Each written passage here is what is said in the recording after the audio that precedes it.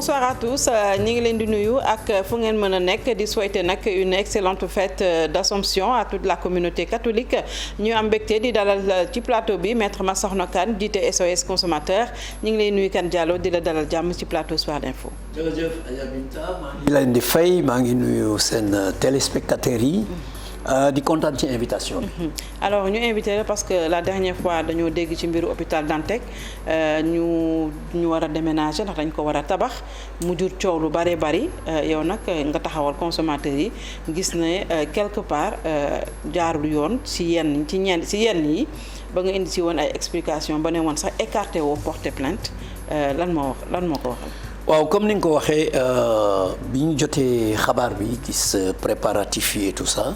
comme am nañu koo xam ne kii moo ñuy représenté ci conseil d'administration bi ñu gis ni amul benn décision officielle bu lal opération yooyu maanaam amul décision boo xam ne bii dafa wax reconstruction de l'hôpital amul benn décision bu wax déménagement de l'hôpital maanaam tëj hôpital bi yóbbu maladie ak matériel yi ak kii agent yi yóbbu leen ci yeneen amul woon décision lu dul benn communiqué la ñu gis boo xam ne bi bu directeur la bu ànd ak benn plan de réaménagement de redéploiement dans d'autres structures alors bi ñu gisee loolu affaire bi jaaxal ñu ne ay malades yoo xam ni dañu fay seen xaalis ñu hospitaliser leen naka la ñuy xëy rek génne leen ñoom ñëpp tëj hôpital bi tasaare leen ci yeneen i structures yoo xam ni yii ñu ngi ci région bi yii ñu ngi sax en dehors de la région ba Touba am na ñoo xam ni service yoo xam ni foofu la ñuy dem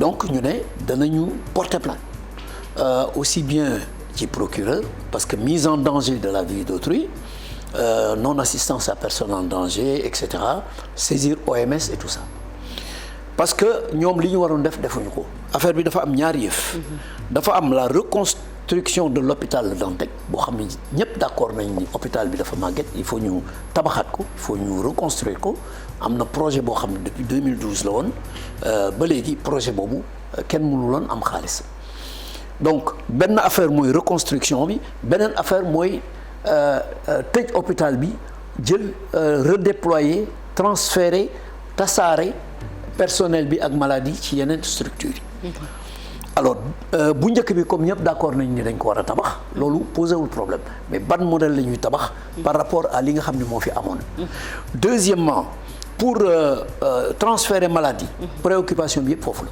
parce que communication yi ci amoon doyul même au niveau du conseil d'administration information yi nit ñi waroon jotuñu ko discuter wuñ ko complètement te man li may wax toujours dafay am firnde parce que du ma wax comme ça sans preuve alors loolu moo inquiété woon maladie moo ñu inquiété woon ñun association de défense des consommateurs ma préciser que ni du rek ay association de défense des consommateurs am na yeneen association de la société civile yoo xam ni bokk nañ ci affaire bi ci procédure yi mais il fallait que comme nee nañu woon opération yi commencé na il fallait que ñu dem xool ci biir hôpital ba la fa xew tey jii lañ fa demoon biñ fa demee tey commencé bëgg a dugg ci service yi on a été reçu par le directeur fekk mi ngi doon wax ak journalistes yi dans la cour moom moo ñu recevoir parce que tey lañ ko waroon tëj officiellement waaw moom moo ñu recevoir ànd ak ñun yóbbu ñu ci service yi pour wan ñu li fa nekk ñun li ñu gis mooy am na service yoo xam ne kenn laalu ko mën nañ wax néphrologie maanaam ñi nga xam ne dañu am problème mu rein ñu war leen defal ay dialyse ñooñu ñaari service la benn bi fukki lal moo fa nekk beneen bi fukki lal ak ñeent malade yi ñu nga fa personnel bi ñu nga fa matériel bi ñu nga fa ñu ngi leen di traiter normalement donc loolu benn inquiétude de moyens la parce que boobu service directeur bi nee na kenn du ko tëj dafay fonctionner ba service ya ko war a remplacer xam ne bii defe naa hôpital Ouakam lay nekk bii nekk ci aéroport bi centre des pèlerins yooyu bu paree ba fonctionnel ci hangar bi nee na bu paree ba fonctionnel ñu jël malade yi dugal leen ci ay oto yoo xam ni c'est adapté yóbbu leen sur place loolu bu fekkee loolu moo am loolu dal na xel en tout cas boobu service tëjul ñu dem fi ñuy wax oncologie pédiatrique maanaam xale yi am cancer fi ñu nekk bañ fa demee fekk nañ fa maladie ak seeni waajur ak ñi leen di faj foofu aussi service ba ma ngay fonctionner normalement te loolu inquiétude la woon moom it parce que ñooñu ñooy malade yi nga xam ne ñoo gën a nekk en danger. li ñuy préciser rek mooy ci service boobu du admettre tuñu un nouveau malade. Absolument. Mais ña fa nekk ñu ngi leen di traité. te ñooñu aussi même condition que ñële bala ñu leen di déplacer fa ñu war a dem nee nañu il faut mu pare ñun nag site d'accueil yooyu. ñun danañ fa dem seeti ko. danañ dem xool travaux yi fa nekk. parce que tant que travaux yi parewul. nee nañu malade yooyu duñ leen déplacer. service bi ñuy wax médecine générale service boobu tëj nañ ko malade newatu fa nee nañu malade yi ñii wér nañu ñibbi. ñii dem nañ ci yeneen centres yi déjà danañ dem seeti loolu. donc service boobu tëj na am na yeneen service yu tëj. service chirurgie ñun xam nañ ni tëj na parce que service yi nga xam ne ñooy assister service chirurgie maanaam imagerie ak yooyu yëpp nee nañu yooyu tëj na. donc ñun ñu ngi ci investigation yi ñu ngi ci enquête yooyu. pour xool la xew ca hôpital ba. aussi xool la nga xam ne moo xew ca site d'accueil yi. loolu nañ ko kii. donc loolu mooy redéploiement bi. moom moo ñu gënoon jaaxal. parce que ay malades yu hospitalisés fay ñu war leen a faj. kenn du leen génne. mais justement redéploiement boobu moo indi woon coow li parce que dégg nga en même temps que tout le monde syndicaliste yi di wax que ne dañu waxoon au début dañ koy def par phasage maanaam bu ñu tabaxee fii ba delloo fa malade ya defaraat feneen mais ñoom lan moo leen si gën a jaaxal mooy. tout a été fait dans l'urgence, dans la précipitation loolu moo leen xaw a jaaxal. alors effectivement ñun li ñu gis mooy précipitation am na. parce que normalement boo waree tëj service. wala nga war a tëj benn local. pour tabaxaat ko. non seulement di nga joxe préavis mais ña fa nekk war nañ fa mën a nekk ba moment bu ñuy commencer travaux yi. ñoom nee nañu dañuy commencer travaux yi. début septembre loolu la ñu wax pour 18 mois. ñu ngi leen di xaar foofu. parce que prévision la. par rapport à la réalité danañ xam. parce que loolu bu ñu koy wax cela veut dire que financement yi bouclé nañ ko. financement yi c'est 92 milliards. dont 30 milliards yu war a jóge ci terrain bi ñu war a jaayee terrain boobu nee nañ jaayeguñ ko. donc 30 milliards yooyu directeur du FONSIS qui voilà a confirmé. 30 milliards yooyu donc c'est pas encore disponible. Oui. Est-ce que 62 milliards yi koy compléter c'est disponible. mais en tout cas njëgu hôpital bi. c'est 92 milliards. ñun directeur expliqué nañu tey.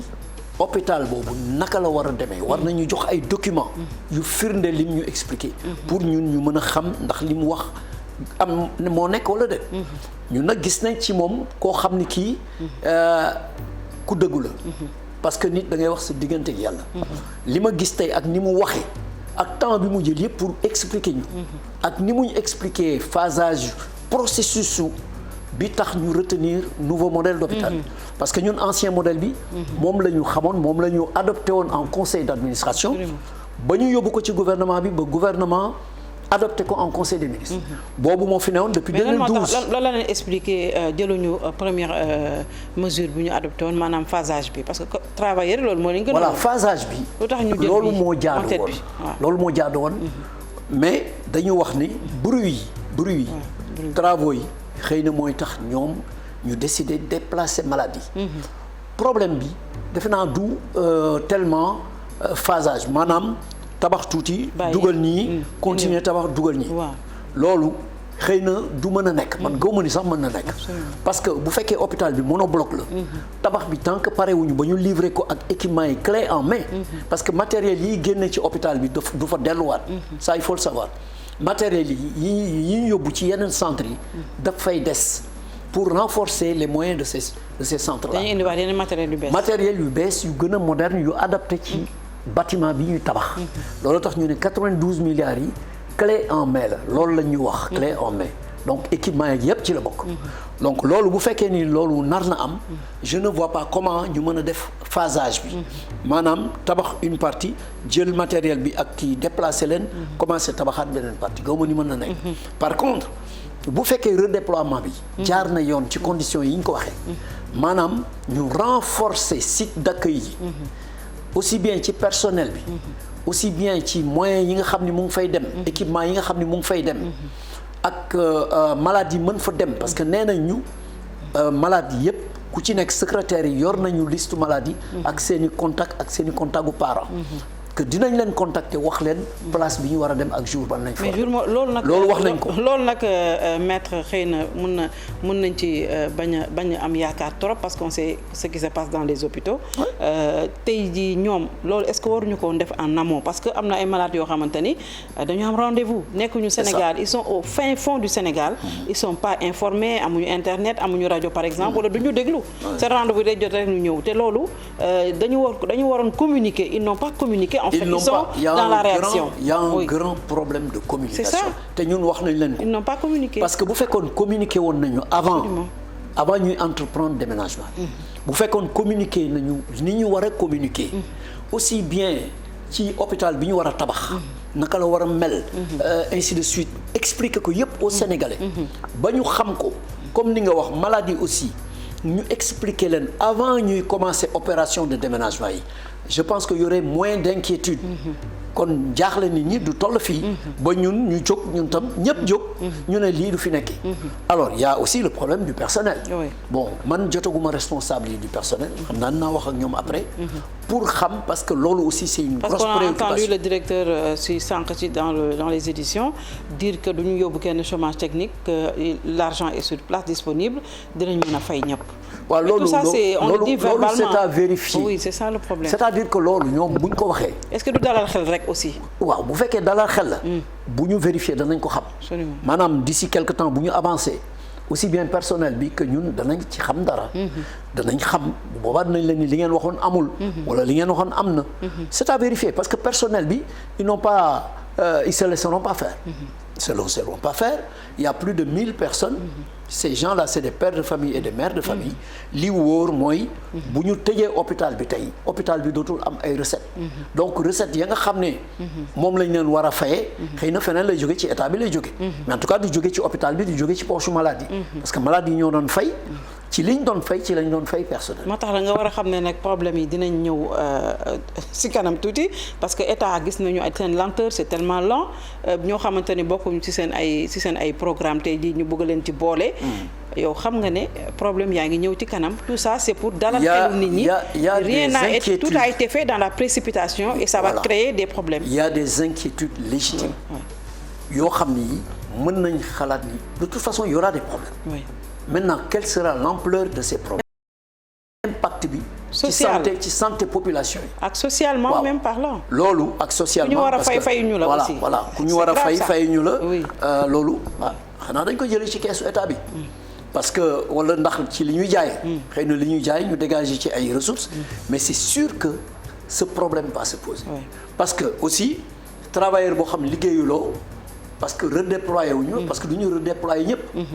peut-être que un tiers bi wala moitié bi dinañ leen dugal ci yeneen structures yi pour ñu renforcer mais ñeneen ñi duñu am fu ñu leen dugal de sorte que ñooñu est-ce que dañuy toog seen kër rek ñu di leen fay loolu mooy problème bi loolu c'est ça parce que tout ça aussi, c'est le flou total voilà parce que ci mooy précipitation bi may wax absolument et personne ne comprend cette précipitation waroon nañ fa mën a toog c'est ça le problème waroon nañ fa mën a toog di liggéey di faj malade yi ba travaux yi commencé mais comme nee nañu travaux yi début septembre lay commencé parce que y aura pose de première pierre mais pose de première pierre rek doyul début travaux yi bu commencé début septembre comme ñoom niñ ko waxee programmé pour durer 18 mois parce que nee nañ espagnol li ko war a tabax ils ont du métier ils ont fait des centaines ou des milliers d'hôpitaux man d'ailleurs bi ñu ma waxee kii bi foog ñu dugg ci internet te yéen itam di ngeen dugg ci internet xool ñooñu parce que nee nañu normalement ci 1 an war nañ ko mën a def mais comme y a des problèmes dugg nañu ci internet parce qu'on sait que vraiment tous les projets de l'État étrangers yi lañ koy jox sans être raciste la préférence nationale faale wu ñu leen dugg nañu ci internet bi et les gens n'ont pas compris lu tax ñu bëgg ko jox espagnol yi nga xam ne am nañu expertise bi am nañu moyens ba pare ñu bëgg a jëlaat 3 hectares di ko jaay 3 hectares yooyu ñuy jaay tamit ça fait objet de polémique loolu débat la bu doy waar boo xam ne ça n'a rien à voir avec l'hôpital ñoom ñoo bëgg a jaay suuf si pour quelle raison on ne sait pas parce que bu ñu nee modèle bi ñu bëgg a tabax ci 3 hectares yi doy na sëkk yeneen 3 hectares yi à mon avis waruñu koon jaay parce que pour financer le projet fa ñu jëlee 62 milliards mën nañ fa jëlee 30 milliards supplémentaires absolument donc jaay boobu beneen affaire la. d'ailleurs ak kan lañ ko war a jaay ak lan lañ fa war a def waaw. ak lan lañ fa war a def xam naa ni c'est les projets hôteliers rek yi nga xam ne yàgg nañ ko wax. xëy na comme c'est un plateau boo xam ne dafa tiim géej gi. xëy na ñoom mais je vois mal la cohabitation entre un hôpital de ce niveau ak des structures hôtelières. Mais bon, tout est possible quand on a de l'espace, tout est possible. Mais en tout cas, il y a ce problème de la vente des 3 hectares. C'est une nébuleuse. Total. C'est une nébuleuse. Absolument. Maintenant hôpital bi nga xam ne nee nañ ko tabax. monobloc. espagnol yi mën nañ ko liggéey. buñ ko mënee liggéey. te vérifier nañu xool nañu et tout dem nañu Espagne ainsi de suite. ba mu wóor nit ñi mën nañ ko tabax. dans les délais impartis. je suis sûr que bu amee retard il y aura des clauses pénales. et bu fekkee ni ñoom ils tiennent parole. ci durée travaux yi. ak modèle hôpital bi. jaar na ko mais nañu fexe ba malade yi ñu jël leen en charge correctement avant que hôpital bi di pare. mais est-ce que yaakaar nga ni malade yi dinañ leen jël en charge correctement déjà que dans les hôpitaux boo fa demee ñu ne amul place nag est-ce que am nañu assez de médecins est-ce que soins yi ñu daan am Dantec avec les docteurs yi nga xam ne ñoom ñoo leen tàmm faj dinañ ko am aussi tout ça aussi. gëwuma ni dañ ko am à 100%. les malades sont traumatisés. Tout le monde est traumatisé. mën na am ñu am ko si on est pessimiste mën na am ñu am ko à 50% ou 60%. doyul mais gëwuma ni. doyul de li maladies daan am le Dantec. day yokk seen feebar de. danañ ko am ci yeneen structure te mën na yokk seen feebar. effectivement et bu boobaa la responsabilité c'est l'État. Absolument. C'est l'État qui est responsable. Parce que le fait de supprimer le Dantec. dafay anéantir li ñuy wax la carte sanitaire. parce que carte sanitaire bi dafa amaale carte hospitalière boo xam ne bi dañ naan région bu nekk département bu nekk commune bu nekk lii moo fa war a nekk lii moo fa war a nekk mais hôpital bu mel ni Dakar buñ ko supprimer c'est comme si on avait coupé la tête de la carte sanitaire maanaam carte sanitaire bu doon nit dagg nañ bopp bu fekkee ni supprimer nañu le Dantec donc là c'est extrêmement grave il faudrait que parce que ça c'est une violation de la loi et c'est une violation des droits des populations à leur droit à la santé donc yooyu bu fekkee ni ils ont fait comme ils ont fait dans la précipitation ba tëj hôpital bi te loolu man gëwma ni waroon na mën a nekk comme ni nga wax rek ça devait être progressif maanaam site bu ci nekk bu ko choisir est-ce que yéen sax waruñu leen woon boole ci waxtaan bi lu mu toll nii déménager un hôpital bëgg ko tabaxaat avec xaalis boo xamante ni kenn xamul c'est un flou total autour du xaalis bi fu muy jógee ak nañ koy tabaxee ak coow li mu jur yëpp yéen ñi représenter les consommateurs vraiment waroon nañ leen boole ci biir waxtaan bi boolewuñu ci te même conseil d'administration bi dañ leen informer rek mais joxuñu leen yenn détails yi donc ku ci boolewul conseil d'administration boolewoo ci association de consommateurs yi xam ne les représentants des travailleurs les syndicalistes ñëpp ñooñu kenn boolewul ci kenn ñoom ñoo toog au niveau du ministère def li ñuy def proposer ko nit ñi jox ko nit ñi laajuñ sax seen amendement wala seen avis pour ñu yokk ci seen i xalaat ak yooyu parce que ku nekk am nga ci xalaat je pense que actuellement il y a des professeurs yoo xam ne d'accord ñu ci déménagement bi absolument waaw ñooñu est-ce que déglu nañ leen raison yi nga xam ne war na tax ñu kii est-ce que déglu nañ leen donc ñi ñu dégluwul barewul comme pour résumer ça ils ont fait dans la précipitation absolue te loolu li muy jur nga mën ni dina baax mais en tout cas nous on sera vigilants on ira dans les sites on ira partout on va investiguer pour xam li ñu def te buñ ci gisee benn coloration pénale lenn loo xam ne def nañ ko ci lu jaaduwul ak yoon on va déposer plainte ça c'est sûr. Et puis au tout début de 2012 les syndicalistes nee nañ amoon nañu seen ay projet d'établissement lañ ko tuddee xam ba présenter ko président d'accord na ci ba valider ko et puis ñu dem ba ci biir benn sénégalais moo ko naroon a diriger même les tabaxaat hôpital bi sous forme de BOT mais après ñu dem ba ci biir génnaat ci carrément te kenn expliqué wul dara kenn daal di préférer les Espagnols. xam nga ñoom dafa am yoo xam ni yëpp tamit ñoom dafa am yoo xam ni duñ ko expliquer or dañ ko war a expliquer parce que sénégalais boobu li tax ñu écarté ko motif yi xam nañ ko dañ ko waroon expliquer ba ñëpp xam leer parce que man du ma ci jaaraat je connais du ma ci jaaraat mais kooku li tax ñu éliminer ko c'est fondé sur des raisons objectives man ne yan raison c'est fondé sur des raisons objectives. yan raison la. non bëgguma taxaw fii di ko wax mu mel damay yàq Sénégalais yi xam. non c'est-à-dire ñoom fekkee Sénégalais yow taxaw nga ne da ngay tabax hôpital si sa fond. voilà waaw li tax ñu écarté la bëgg nañ ko xam. en tout cas ils n'ont pas retenu. mais yow yaay représentant des consommateurs. lan moo tax ñu écarté ces Sénégalais. waaw non c'est-à-dire ñoom li ñu wax nee nañu kooku ils ne remplissaient pas les conditions. conditions yi mooy lan maanaam amul woon financement. signal nañ ko benn lettre boo xam de recherche de financement. convention pour mu dem wuti financement. il n'a pas amené des financements. yamu waxoon et puis joxe woon na ay références ay yoo xam ni moo wuti financement yi ba ñu tabax ko. ba gars yi vérifier gis nañ ni du moom. donc yooyu xam nga yooyu dafa doy waar. donc et ils lui ont donné la possibilité. avec l'architecte et tout pour mu ñëw toog. indi ay kayitam indiwul kayit. gars yi écarté ko. en tout cas loolu lañ wax. est-ce que loolu moo am est-ce que loolu amul bu amul moom mën na wax.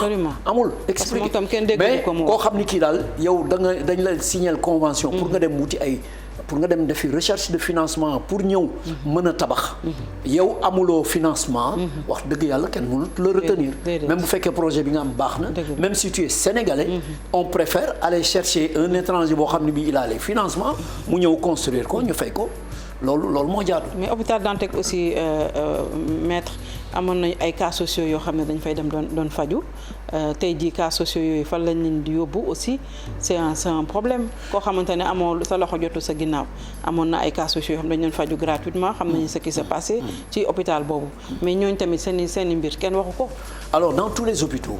il y a une rubrique même ci budget hôpital bi boo xam ne c'est pour les cas sociaux. c'est pour prendre en charge les cas sociaux. Absolument. donc le Dantec aussi am na. donc ñooñu cas sociaux yooyu aussi bu ñu demee dañ leen war a jël en charge.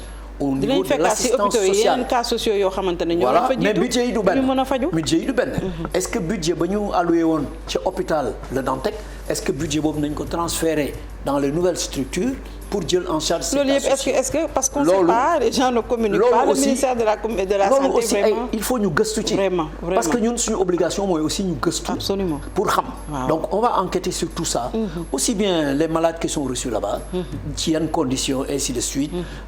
les cas sociaux qui sont reçus là-bas yooyu yëpp. war nañ ci enquête comme ni nga waxee. danañ ko suivre avec les autres organisations de la société civile pour xool si effectivement redéploiement bi.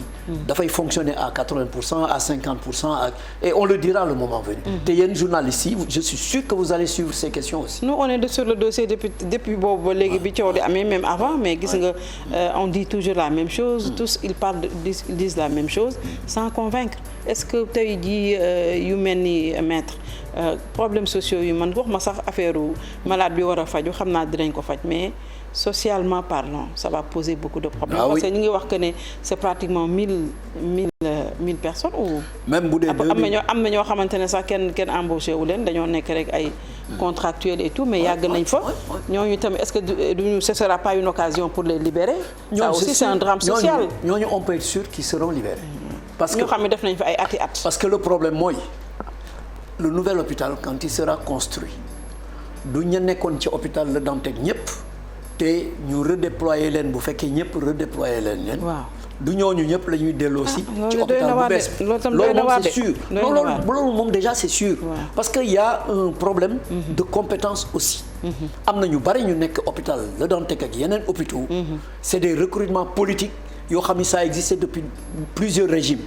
ñooñu li wóor mooy. nouvel hôpital bu leen fa jëlee dañ fa indiwaat yeneen rek ñëpp xam nañu comment ça se passe. loolu nag warut a nekk. moo nekk ci hôpitaux yi parce que am na ñoo xam ne dañ leen di yóbbu formé waat leen. oui dafa am ñoo xam ne dañ leen di yóbbu formé waat leen. am ñoo xam ni dañ leen. sur le tard exactement mais koo xam ni kii daal. parce que appel à candidature la ñu wax ne. moom la ñuy def après. maanaam bu ñu waree recruter pour benn poste. appel à candidature la ñuy def. donc ils voudront recruter des compétences ci li ñu wax. nee nañ le nouvel hôpital. ku amul compétence profil pour emploi tel doo fa nekk loolu la ñu wax. mais yow xam nga ne ça va pas se passer comme ça mais loolu théorie la. voilà mi ngi noonu parce que foog ñu dugal ci politique. donc seen mbokk yi recrutement politique ci santé jàmbur ñuy dugal ay ñoo xam ne jànguñu santé. dana ci am loolu dafa yàgg. c'est un crime loolu ci régime yi passé la ñun dañ ko naxarlu ba tey dañ ko dénoncé ba tey. absolument kenn mënu ci dara recrutement politique. fépp da ngay gis ñu bare ñoo xam dañuy sol blouse nekk hôpital. waaw tout le monde se demande ñii lu ñu fiy def. directeur bu ñëw indi say mbokk. waaw. ak say nit ñii luñ fiy def parce que amuñu benn compétence pour toog fi ñu toog voilà. dernier mot maître waaw sa dernier mot lan la. suma dernier mot mooy wax ne il faut être vigilant. mais maître nekkoon nga avocat wu ama Sénégal dégg temps yi yëpp ñu ngi ci grève de la faim fan lañ toll ci seen droit yi ñuy réclamer. alors ñoom ñu ngi continuer di réclamer seeni droits. aussi bien sur le terrain comme ni nga ko waxee. qu'au niveau judiciaire. Les procès sont en cours xam nga procès justice. dañ nekk en procès. procès yi mi ngi en cours. dépassé nañ cour d'appel. ñu ngi au niveau de la cour suprême. parce que au lieu de. état bu Sénégal la ñu porté plainte wala ama international. ñoom ñëpp parce que dañu négocier woon ba d'accord ak état du Sénégal. absolument ba ñu commencé fay ay acompte. ñu jékki-jékki. arrêté ko. état bi mu ko arrêté ni fayatul. parce que ñoom dañu gëm ne. waruñu woon sax fay bay joxe ay acompte. te fekk 3 milliards lañ leen doon laaj moins acompte yooyu ñu joxoon. mu des 2 milliards et quelques. mais ba ñu waree dem ci yoon ñun li ñu leen di laaj c'est plus de 13 milliards. léegi sax war na jege 15 milliards. loolu lañ leen di laaj. mais problème bi mooy dañuy ñaan yàlla ñi nga xam ne ñoo ci am droit ñu fekke ko. parce que nag dafa metti procès mën na gudd ba nga xam ne. ñenn ñi nga xam ne waroon nañu ci bénéficier wu parce que seen i droit la. boo moytuwul lu ñu ko fekk seen i héritiers ñoo koy fekk. te loolu bu ñu sañoon loolu am. donc dañuy lancer appel état. que état faire preuve d'un sursaut d'humanisme. Wallaahi. parce que ñii 2 milliards et quelques du dara ci état sonn nañu lool ci ay centaines de pères de famille ils sont 1772. loolu dañuy laaj état. ñoo xam ne ils ont toujours travaillé. ci mbalit di ci feebar. guddeeg bëccëg ñu nekk ci mbedd mi pour nous débarrasser de nos ordures. ñooñu. état de war na ci vraiment état. ñoom bu ñu amuloon droit sax état waroon na leen mën a jox loolu pour ndàmpaay. pour le service rendu à la nation. absolument voilà mais c'est leur droit. qu'on doit leur payer on les a pas payés. ndax ama Sénégal wax dëgg yàlla sonn nañu ñoom ak waa SIAS la defe naa ak waa SIAS ñi ngi les ex-travailleurs bien sûr parce que dañu liquider les deux sociétés vraiment état ne leen taxawu jàppale leen sonn nañu boobu ba léegi ñu ngi ci grève de la faim yuuxu nañu fu ne kon nag ne leen Macky Sall dégg ndax nag ay pères de famille la ñu nekk ci jafe-jafe boobu ba léegi ñuy laaj seen ay droit Macky Sall lépp lay dégg te lu mu dégg nag yaakaar naa ne dina ci joxe ay instructions ndax ay pères de famille rek la ñu soxla seen i droit ñoo ko moom donc nañ leen ko fay ñu ngi leen di gërëm bu baax bu ñu dem publicité gannaaw publicité yi le journal. Merci Adja Binta.